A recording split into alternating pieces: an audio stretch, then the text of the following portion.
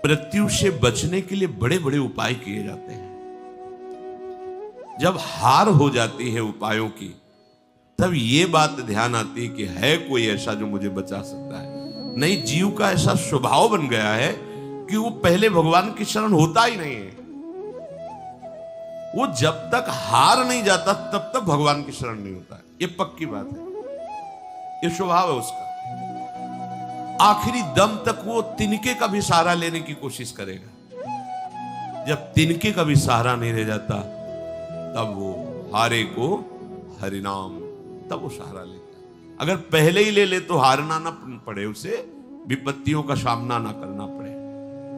एक बार देवताओं ने देखा कि युद्ध में जितने असुर मारे जाते हैं, दैत्य, उन सबको भगवान शुक्राचार्य जी के पास संजीवनी विद्या है। विद्या का प्रयोग किया, तत्काल जीवित हस्त पुष्ट। भगवान बृहस्पति जी के पास ये विद्या नहीं। जितने देवता मारे जाते वो अंग भंग वैसी स्थिति में रहते, मृत तो मृत। भगवान बृहस्पति जी के पास ये विद्या थी नहीं, भगवान शुक्राचार्य जी के पास। देवताओं ने बृहस्पति जी को अपना गुरु माना और दैत्यों ने शुक्राचार्य जी को गुरु माना। अपने गुरुदेव की कहीं भी लघुता मन में भी नहीं आनी चाहिए। इसलिए देवताओं ने कभी बृहस्पति जी से ये प्रार्थना भी नहीं की कि आप संजीवनी विद्या सीख लीजिए, हम लोगों को जिलाने, कभी प्रार्थना नहीं की। गुरु महिमा है। पर उनके बड़े पुत्र का नाम कच्छ था। उनसे बात की कि आप हमारे गुरु पुत्र हैं और हमारे ऊपर सबसे बड़ी संकट की बात है कि कोई साधन नहीं है जिससे हम अमर हो सके। और शुक्राचार्य जी के पास साधन है, संजीवनी विद्या। कोई भी असुर नहीं, जो भी मरा उसको तत्काल जीवित कर दिया। अगर आप जाएं भगवान शुक्राचार्य जी के पास और शिष्यत्व स्वीकार करें और उनको प्रसन्न कर लें, तो आप अधिकारी हैं, आपको संजीवनी विद्या दे सकते हैं एक जीवन को जिलाने के लिए। अपनी जो पराविद्या है, ये जन्म मरण का चक्र ही रोक करके श्री जी के पास प्राप्ति कराने वाली ये पराविद्या है। जिनसे संजीवनी विद्या प्रकट हुई है, उनकी भी संजीवनी है हमारी लाडली जो। जय श्री हरिवंश मदन सर जर्जर विथिकित श्याम सजीवन मूली। दिव्य प्रमोद रस सार निजांग संग पीयूष बीच निचय रविसेचयंती कंदर्प कोटि सर मूर्छित नंद सोनु संजीवनी जयति कापि निकुंज देवी। ये जो अपने पास विद्या है ना, ये परा विद्या है। करोड़ों संजीवनी विद्या इसके समान नहीं, क्योंकि हमारी लाडली जो अनंत ब्रह्मांडों के ईश्वर भगवान श्री कृष्ण की भी संजीवनी मूरी है। संजीवनी जयति कापि निकुंज देवी।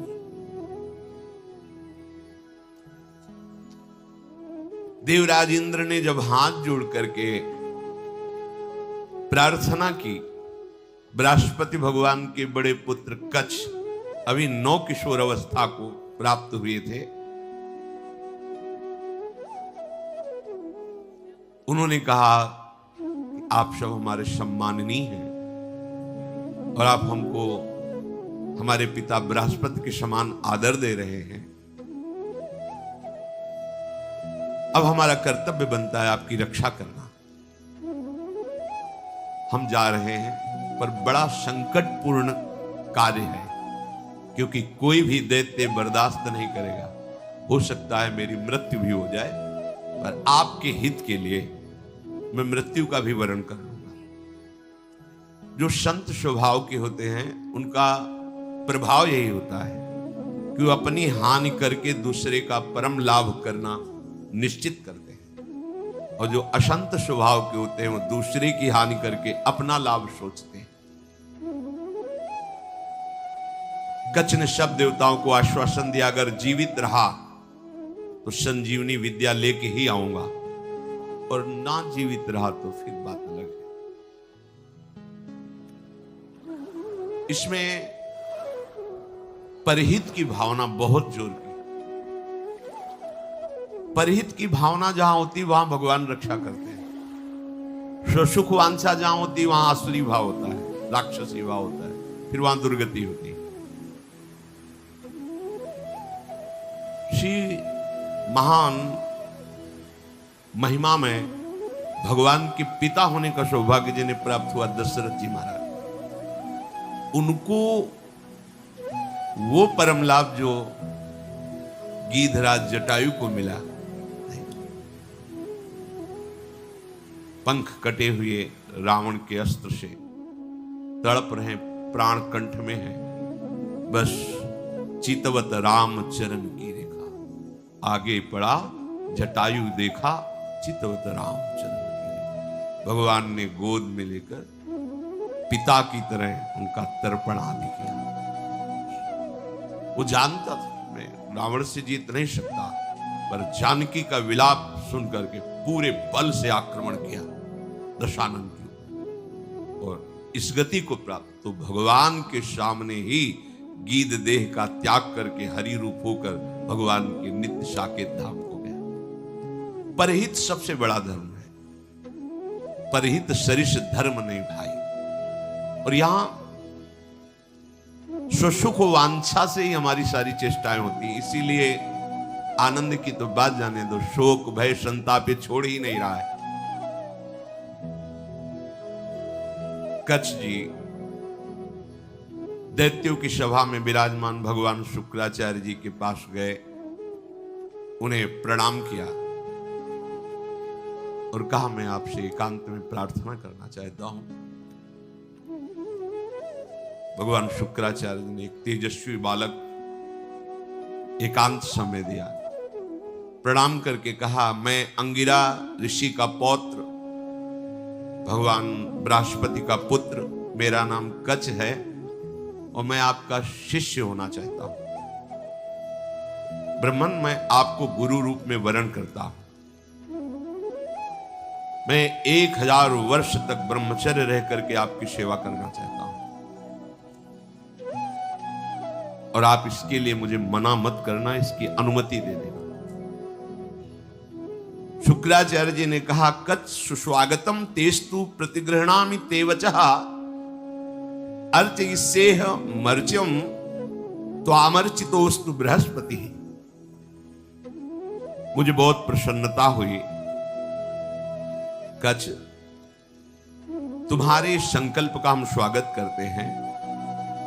शिष्य कौन है, किनका है, किस पक्ष का, ये नहीं देखा जाता। यदि वो शिष्यत्व स्वीकार कर रहा है और उसमें वो लक्षण हैं, तो बिना किसी संकोच के, बिना कोई विचार के उसको स्वीकार कर लिया जाता है। ये धर्म की मर्यादा है, उसमें फिर नहीं देखा जाता आप कौन, कहां के, कैसे, नहीं। आप में आर्त भाव है, शरणागत होना चाहते हैं, वो स्वीकृत है। मैं तुम्हें स्वीकार करता हूं।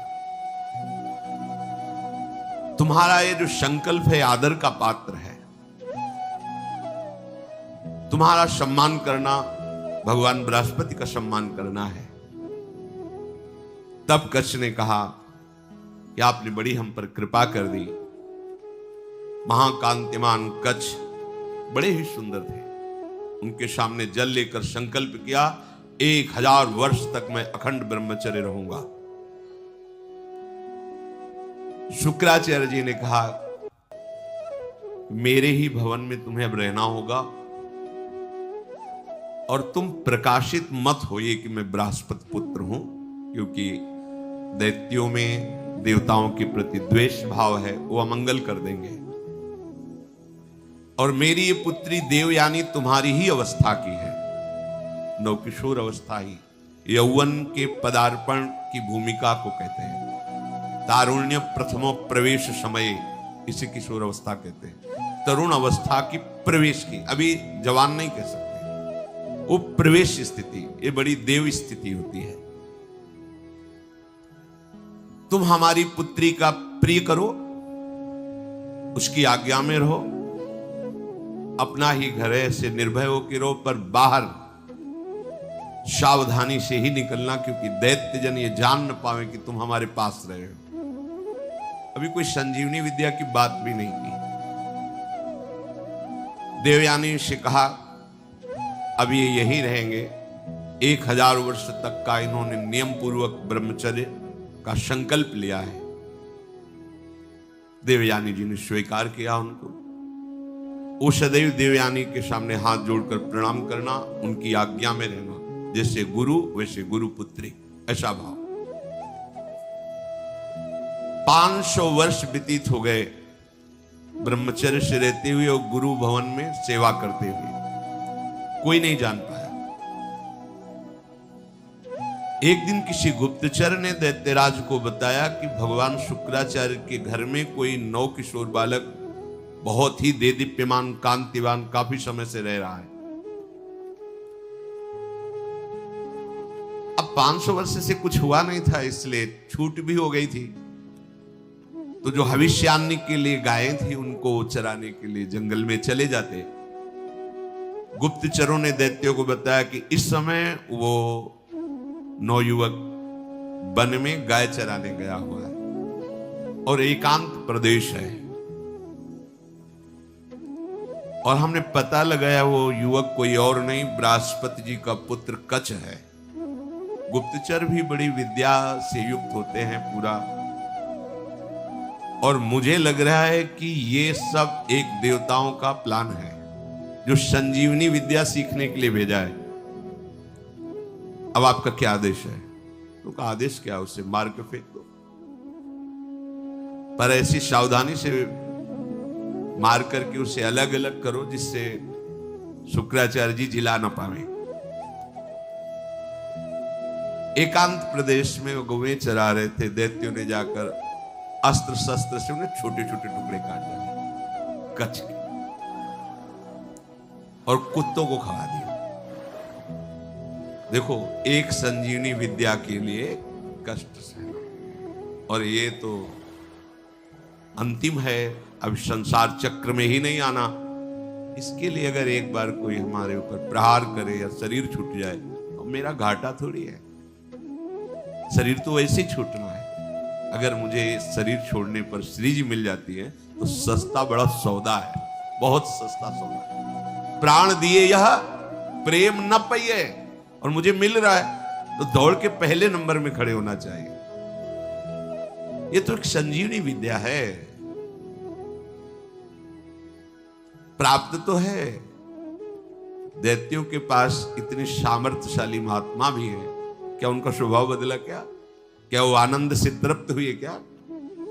लेकिन राधा राधा कह के देखो, ये राधा नाम परा विद्या है, अमृत है, तुम्हें तृप्त कर देगा। समस्त कामनाएं भस्म करके, कर्म बंधन से मुक्त करके, प्रेम में डुबोकर श्री जी के पास पहुंचा देगा। जहां न आना है न जाना है, जहां पाना तो खूब है, न गैस बनेगी, न मल बनेगा, न मूत्र बनेगा। दिव्य, न बुढ़ापा है, ना कोई पीड़ा है, ना कोई रोग है, चिदानंद शरीर। कोई भय नहीं कि कभी हटा दिए जाएंगे, दूसरा आएगा तो हमारी जगह ले लेगा, ऐसा नहीं। बस वहीं विश्राम मिलेगा। चलना है, मन में ठान लो, चलना है। पर यह बात कि जिस मार्ग में हम चल रहे हैं उसमें फूल ही फूल नहीं मिलेंगे, शूल भी मिलेंगे। शूल को देख के डरना नहीं, वो शूल फूल बन जाएंगे। पर आप सोचो कि अब हम तो भजन में चले तो सब जयमाला पहनावे हमें प्रणाम करें, नमस्कार करें, तो भूल जाना जब आप अच्छी चढ़ाई पर चढ़ रहे होंगे तो पैर पकड़ के घसीटने वाले हजारों दौड़ पड़ेंगे, पर आपको रुकना नहीं है। बल आपका श्री जी, इसलिए कोई घसीट नहीं सकता, पर विघ्न बाधाएं आपको घेर लेंगी। किसी उत्तम वस्तु की प्राप्ति के लिए बहुत उसे छुपा के रखा जाता है, बड़े विघ्न रखे जाते हैं जिसे कोई अधिकारी ही प्राप्त कर पावे। उनको मार दिया कच्छ को, उनके शरीर के टुकड़े टुकड़े करके कुत्तों को खवा दिया। अब उस दिन गौएं बिना रक्षक के वापस आ गई। देवयानी जी ने देखा कि कच्छ तो आए नहीं, गौएं लौट आई। उन्होंने शुक्राचार्य जी से कहा कि भगवान, आपने अग्निहोत्र कर लिया, सूर्यदेव अस्ताचल को चले गए, गौएं वापस आ गई, पर कच्छ वापस नहीं आया। मेरा हृदय भयभीत हो रहा है, कच्छ के साथ कुछ अमंगल हुआ। मैं सत्य कहती हूं, मेरा हृदय कभी झूठ इशारे नहीं करता। मेरे हृदय में आ रहा है कि शायद अब कच्छ जीवित नहीं है। भगवान शुक्राचार्य जी ने ध्यान देकर देखा, बोले तो ये तो गजब हो गया, कच्छ को काट करके कुत्तों को खवा दिया दैत्यों ने। ठीक है, संजीवनी विद्या का प्रयोग किया, हर कुत्ते के पेट से फट फट करके मांस एकत्रित हुआ, कच्छ जिंदा हो गए। ये संजीवनी विद्या, विद्या का बड़ा प्रभाव होता है। इलवल और वातापी नाम के दैत्य थे ना, इसी विद्या को जानते थे, और उनको संतों से द्वेष था। जो आसुरी स्वभाव के होते, संत उनका भी मंगल करते, पर उनका द्वेष होता है, उनको सताने में अच्छा लगता है। जो सीधे धर्मात्मा संत भगवत मार्ग के पथिक, उनको संकट में डालना, उनको तड़पाना, उनको मारना, इससे उनको अच्छा लगता है। जो दैत्य राक्षसी स्वभाव के जन होते हैं, भला संत किसी से क्यों ऐसा द्वेष करेंगे कि किसी को कष्ट हो। पर देखो ना, पूज्य पादुड़िया बाबा को काट डाला गड़ासे से, भरी स्वभाव में से फव्वारे जैसे निकलते ना, ऐसे खून के फव्वारे निकले। ये दैत्य स्वभाव बड़ा ही कड़ुआ स्वभाव। इलवल क्या करता कि साधारण वेश में जाता और जंगल में जितने भी ऋषि मुनि आश्रमों में सबको निमंत्रण देता, हमारे आज हो भाग्य, आप हमारी कुटिया में पधारिए, और एक साधारण धर्मात्मा का वेश रखता। अब संत वायु पीने वाले, जल पीने वाले, पत्ता खाने वाले, कंदमूल फल खाने वाले, चलो भगवान की इच्छा से कोई निमंत्रण करने आया है, वो अपने भाई वातापी को मार करके वो ऐसे मिलाता कि कोई जान न पाता भोजन में। जरा जरा सब सैकड़ों ऋषियों की पंगति लगाई, सब प्रसाद पा के खड़े हुए, ताओ विद्या का प्रयोग करता, संजीवनी विद्या। वातापी फड़ाक फड़ाक सबके पेट भट जाते और वो एकत्रित हो गए। हाँ भाई, बोले हो गए, 100 मरे, 500 मरे, उनको सुख मिलता है। अब ऋषियों की संख्या कम होने लगी तो भगवान अगस्त्य जी से कहा, जो समुद्र को पी गए थे, कि ऋषियों पर बड़ा संकट है, वो अलग अलग भेष बदल कर आता है, निमंत्रण करता है और अपने भाई को मार करके ऐसे मिला देता है कोई जान ही नहीं पाता, और जब ऋषि पा लेते हैं तो विद्या का प्रयोग करता है और सबको मार देता है, वो जीवित हो जाता है। वातापी बोले सब निमंत्रण स्वीकार कर। अगस्त्य जी बिना निमंत्रण के पहुंचे, आगे बैठे, बोले भैया थोड़ा हम सबसे ज्यादा पाते हैं, तो पहली पंगत में मैं आगे बैठा हूं, पहले मैं पालूं फिर दूसरे को परोसा जाए। ऋषि तैयार हो ना? सब ऋषियों ने कहा हाँ। अगस्त्य जी ने कहा पहले मुझे परो, उसने वही प्रक्रिया की, अपने भाई वातापी को मार करे पूरा चाट चाट के सब पा गए। अगस्त्य जी पाने के बाद आचमन किया, खड़े हुए तो उसने मंत्र संजीवनी विद्या पढ़ी और कहा वातापी, जे पुकारा सो अधो वायु धर से निकाली, बोले गया तुम्हारा वातापी। अगस्त्य जी थे जो समुद्र को पी गए, समुद्र, अगाध समुद्र को पी गए, अधो वायु लिख बोले गया तुम्हारा वातापी। तुम साधारण सी सब पच गया, जितनी देर पाया उतने में हमारी जठरांग ने पचा करके हजम हो गया, खत्म तुम्हारा वातापी। कोई विद्या काम नहीं करती ब्रह्म विद्या के आगे, भगवत विद्या के आगे। भगवान बृहस्पति जी ने जो ही ध्यान किया, देखा कि वो तो कुत्तों के पेट में संजीवनी विद्या का प्रयोग किया, कुत्तों के पेट फटे और कच्छ जो है मानुष जुड़ के पूरा जीवित होकर सामने आ गया। देखते ही देवयानी ने पूछा लौटने में विलंब क्यों कर दिया? तो उन्होंने कहा कि देवी मैं समिधा कुश और काष्ठ गुरु सेवा के लिए ला रहा था, तो एक वृक्ष के नीचे रुका, गौएं भी हमारे साथ थी, वहां कुछ असुरों ने मुझे घेर लिया और पूछा तुम कौन हो? तो मैंने बता दिया मेरा नाम कच्छ, मैं बृहस्पति का पुत्र हूं। और भगवान शुक्राचार्य हमारे गुरु हैं, उनकी सेवा के लिए मैं सामग्री ले जा रहा हूं, तो उन्होंने मुझे मार दिया और मार करके कुत्तों को खवा दिया। मेरी स्मृति कभी भंग नहीं होती क्योंकि मैं अखंड ब्रह्मचारी हूं। ब्रह्मचर्य में बहुत बड़ी सामर्थ्य है जिसका महत्व आज नहीं समझा जा रहा है। अगर आपका शरीर स्वस्थ है, किसी औषधियों का सेवन नहीं हो रहा है संसारिक, और आप ब्रह्मचारी हैं, एक बार श्लोक पढ़ लीजिए, वो पूरा टेप हो जाएगा। दोबारा कोई बात सुननी नहीं पड़ती, एक बात सुन लिया पूरा दिमाग में बैठ जाएगा। भारी से भारी मेहनत करने पर कभी थकावट नहीं होगी।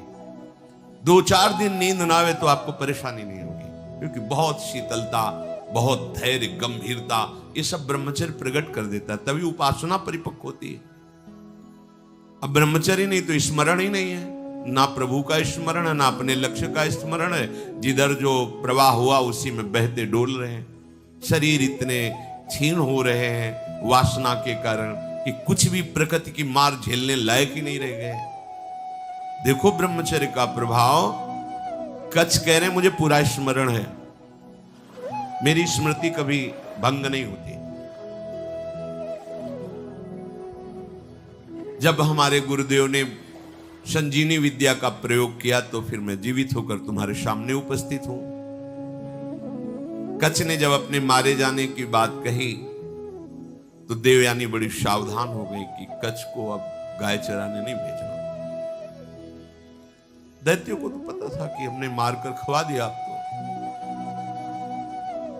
एक दिन सेवा के लिए कुछ पुष्प की आवश्यकता हुई तो देवयानी ने कहा पास के ही जंगल से पुष्प ले आइए। दैत्य दूर से निगरानी रखते थे, उन्होंने देखा कच्छ तो जिंदा है, जाकर के सोचा कच्छ जिंदा है, बोले वापस फूल लेके ना जाने पावे, अब की क्या करें?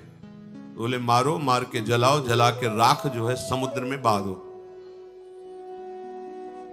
जब पुष्प ही लौट करके नहीं आए कच्छ पुष्प लेकर के, तो देवयानी ने फिर प्रार्थना की कि शाम होने जा रही, पुष्प तो सुबह लेने भेजा था, अभी तक कच्छ वापस नहीं आए। शुक्राचार्य जी ने कहा, ध्यान धर के देखा, बोले कच्छ को मार के जला के समुद्र के जल में प्रवाहित कर दिया, मतलब जल में मिला दिया। तो उनका भगवान यदि कच्छ पुनः वापस नहीं आएंगे तो मैं भी जीवित नहीं रहूंगी, क्योंकि इतने वर्षों से हमारी आज्ञा में सेवा में रह रहे तो हमारा एक अपनापन हो गया है। तो उनका देखो, चाहे जितनी बार जिलावें वो प्रयोग यही करेंगे, बार बार उन्हें मारेंगे। कभी ऐसा वो बुद्धिमानी से प्रयोग करेंगे कि संजीवनी विद्या का प्रयोग करने वाला ही नहीं रहेगा, इसलिए तुम भूल जाओ कच्छ को। तो उनका ऐसा नहीं हो सकता। जो आपकी शरण में, आपको उसकी रक्षा करनी ही पड़ेगी। जो संजीवनी विद्या का प्रयोग किया, लहरों से राख निकली, राख शरीर धारण किया और फिर कच्छ के रूप में आके पुष्प लेके सेवा में उपस्थित हो गए। बड़ी विद्या में सामर्थ्य होती है। गुप्तचरों ने बताया कि कच्छ है अभी गुरु भवन में, मार के जला के। अब वहां हुआ कि सुनो, अब की बार ऐसा करो कि कोई उपाय ही न रह जाए संजीवनी विद्या के प्रयोग का। तो किसी कार्य हेतु जे भी गुरु भवन से बाहर निकले, कच्छ उनका अपहरण कर लिया। कच्छ को मार करके जलाया, जला करके छान करके उस राख को सुरा में मिला करके अंगूर आदि के रस में और शुक्राचार्य जी के ही पास पहुंचा दिया। जो सेवा में था यही दिया, भगवान शुक्राचार्य पी गए। शुक्राचार्य जी पी गए। देवयानी ने कहा पूरा दिन हो गया, कच्छ के दर्शन नहीं हो रहे। अब बताया बार बार वो, अगर हम संजीवनी विद्या का प्रयोग भी करेंगे तो मार ही डालेंगे, इसलिए तुम छोड़ो, क्यों चिंता करते हो। उन्होंने कहा भगवान आप ये निश्चित समझ लीजिए कि शरणागत हैं वो हमारे, और मैं उनकी रक्षा किए बिना जीवित नहीं रह सकती। आपसे सच कहती हूं, यदि मैंने कच्छ का दर्शन नहीं किया तो अपना जीवन नष्ट कर दूंगी। प्यार तो होता है परिवार के जनों से। शुक्राचार्य जी ने कहा, बेटी बृहस्पति का पुत्र कच्छ इस बार ऐसी घटना में स्थित है, या तुम्हारे पिता रहेंगे या कच्छ रहेगा। देवयानी तुम शोक छोड़ो, रो मत। तुम्हारी जैसी विवेकशालिनी और शास्त्र स्वाध्याय करने वाली युवती के लिए ऐसा रोना या ऐसी बात कहना मैं जीवन त्याग दूंगी, ये उचित नहीं है। असंभव है अब जिलाना कच्छ को। बोले क्यों? बोले हमारे पेट में पहुंच चुका है वो। ध्यान के द्वारा देखा कि अंगूर आदि के रसों में सुरा मिला के उनको पिला दिया। बोले कच्छ को हम ही को पिला दिया गया। ऐसे ये द्वेषी है दैत्यजन कि बाहर से तो पेट फाड़ के निकाल दिए सबके, सब जगह से बुला लिया। अब अगर हम विद्या का प्रयोग करते हैं तो हमारी मृत्यु हो जाएगी, क्योंकि निकले। देवयानी ने कहा कि मेरे दुख को अगर दूर करना चाहते हैं तो कच्छ को बुलाना ही पड़ेगा। तो उन्होंने कहा, इसमें कोई संशय नहीं कि दैत्य लोग बहुत द्वेषी हैं। मेरे शिष्य को मार डाला है भयंकर स्वभाव वाले दैत्य। ये जानते नहीं कि मैं कितनी सामर्थ्य से युक्त हूं, फिर भी मेरे शरणागत को कष्ट दे रहे हैं, विरुद्ध आचरण कर रहे हैं। मुझे लगता है कि अब इनके परास्त होने का समय आ गया है। जब कोई गुरु द्रोह करता है तो उसके नाश का निश्चित समय आ जाता है। इस तरह का अपराध चाहे वो देवराज इंद्र क्यों न हो, उसको भी भयभीत करके परास्त कर देता है। जो ब्रह्मचर्य के पालन में रत है, मेरी आज्ञा में रहता है, मुझे बहुत प्रिय है, उसका कोई अहित करे तो मानो मेरा ही अहित कर रहा है।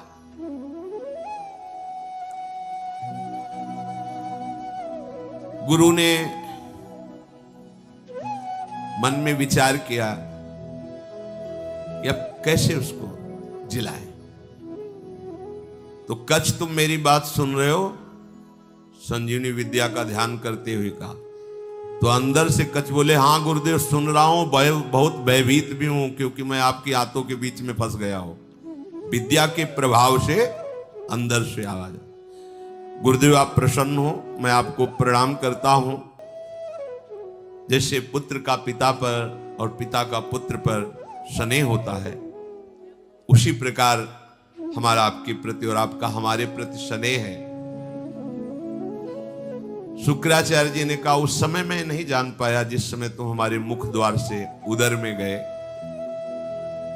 तो उनका गुरुदेव आपके प्रसाद से और ब्रह्मचर्य से मेरी स्मरण शक्ति मरने पर भी नहीं छूटती। मुझे पूरी याद है। यदि आपने संजीवनी विद्या का प्रभाव किया और मैंने आपके पेट को फाड़ा तो सबसे बड़ा कलंकी मैं कहलाऊंगा कि गुरुदेव की हत्या करने वाला है। गुरुदेव, यद्यपि मैं कष्ट में हूं, पर मैं आपके पेट को, आप ऐसा संजीवनी विद्या का प्रयोग मत कीजिए जिससे आपकी मृत्यु हो जाए। मैं हर क्लेश सह सकता हूं, लेकिन गुरु के विरुद्ध नहीं चल सकता। आचार्यपाद, असुरों ने मुझे मार करके मेरे शरीर को जलाकर चूर्ण बना करके और अंगूर आदि के रस में मिलाकर आपको पिला दिया है। ब्राह्मी, आसुरी, दैवी तीनों मायाओं के आप ज्ञाता हैं। आपके होते हुए कोई भी माया उल्लंघन नहीं कर सकती। शुक्राचार्य जी ने कहा, बेटी दूसरा कोई कार्य कहो तो तुम्हारा प्रिय कर दें,